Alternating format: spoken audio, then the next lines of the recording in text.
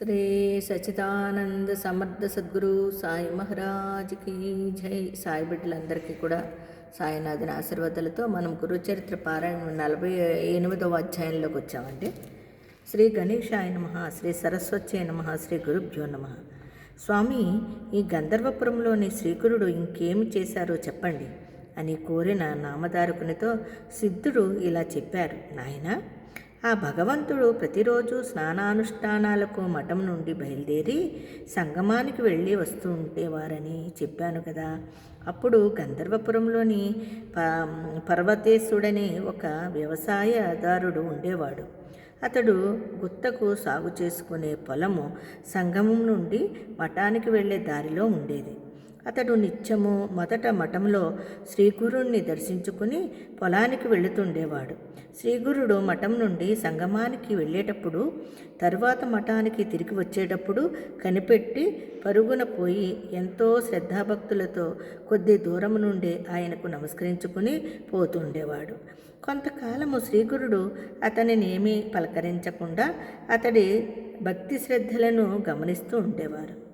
ఎంతకాలమైనా అతడేమీ కోరడం లేదని గమనించిన శ్రీకురుడు ఒకరోజు అతడు నమస్కరించగానే, నాయనా, నిత్యము నీవింత శ్రద్ధాభక్తులతో మాకు నమస్కరిస్తున్నావే, మా నుండి నీకేమి కావాలో చెప్పు అన్నారు.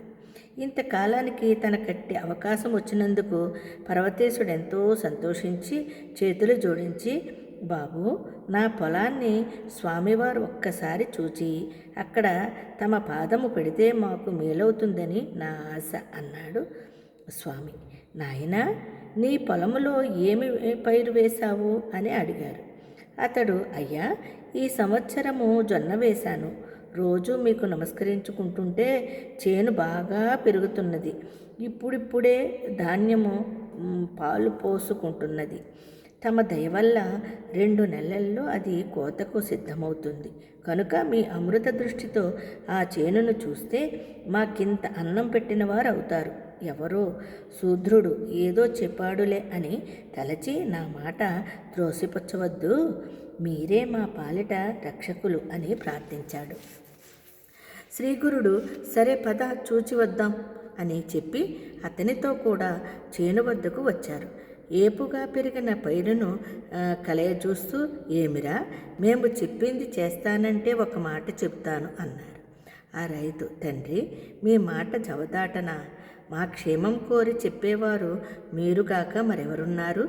మీరొక మాట చెప్పిన తర్వాత నాకు వేరొక తలంపే ఉండదు. స్వామికి తెలియనిది ఏమున్నది?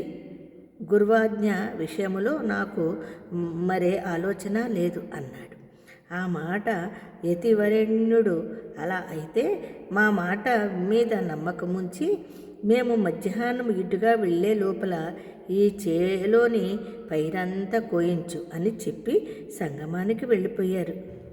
చూసారండి, మరి 48వ అధ్యాయంలోని జయ గురుదత్త, శ్రీ గురుదత్త.